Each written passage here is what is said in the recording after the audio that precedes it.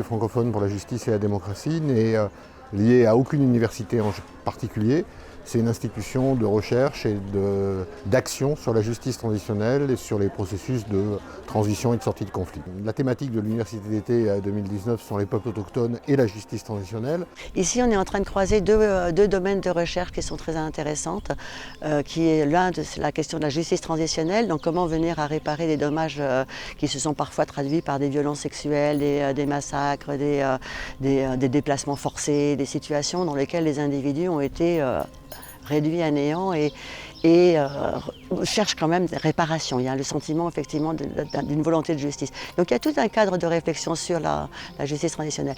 Croiser cela avec les peuples autochtones, c'est très important parce que la justice transitionnelle, elle s'est développée en tant que processus intellectuel un peu sans les peuples autochtones.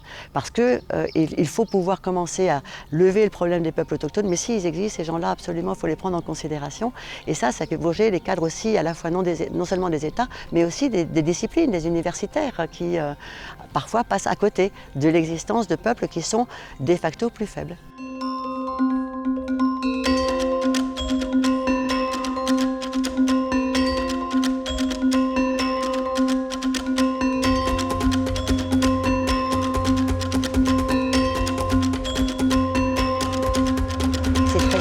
Aujourd'hui, cette question de la reconnaissance des droits des peuples autochtones, qui a été formalisée aux Nations Unies, notamment par la Déclaration des Nations Unies sur les droits des peuples autochtones adoptée en 2007 et qui aujourd'hui doit être mise en application. C'est un peuple qui a, qui était présent sur le territoire avant que d'autres arrivent et occupent partiellement ou totalement ces territoires, qui dispose de ses institutions propres, de sa langue et qui est déterminé à les transmettre pour les prochaines générations.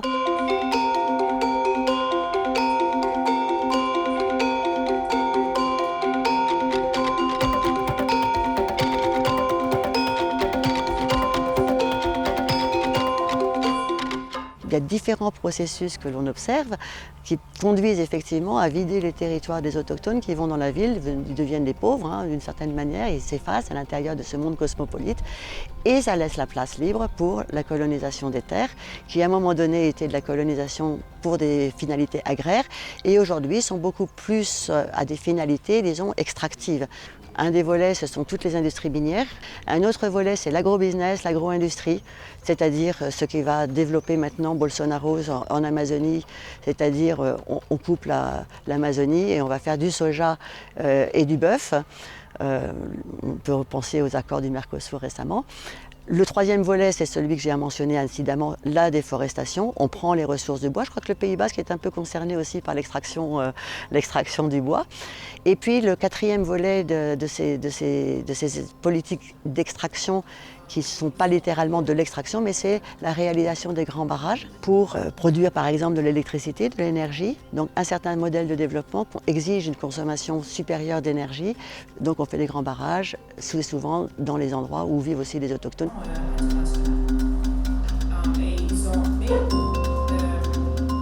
Et maintenant on s'aperçoit que lorsqu'on s'intéresse à ce que les peuples autochtones peuvent nous dire, ils ont à la fois un rôle de lanceur d'alerte, mais aussi la capacité de pouvoir proposer des solutions d'adaptation à partir de compétences, de savoir et de capacités que les Occidentaux ont oubliées par leur mode de développement propre.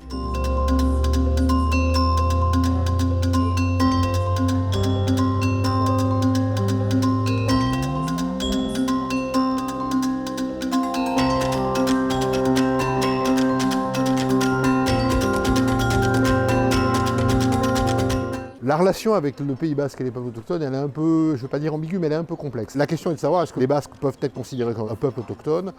La réponse, elle est très... D'abord, elle n'est pas automatique, elle est plus politique que juridique, elle n'est pas évidente. Un certain nombre de personnes au Pays basque avaient tenté la reconnaissance, ils avaient participé à des négociations à l'ONU là-dessus.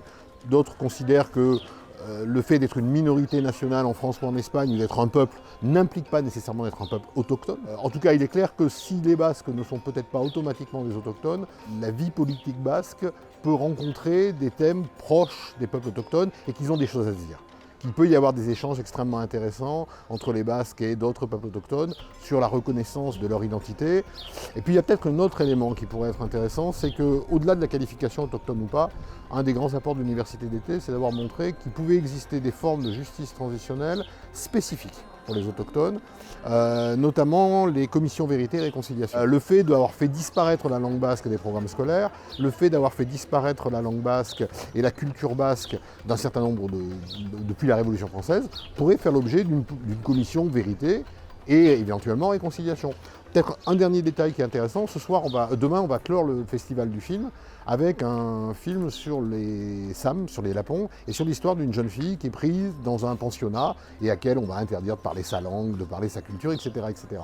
Et cette année à Baïgori, il a été tourné un film avec les enfants de l'Ikastola sur exactement les mêmes pratiques. L'interdiction de parler le basque à l'école publique avec la volonté de créer une identité nouvelle.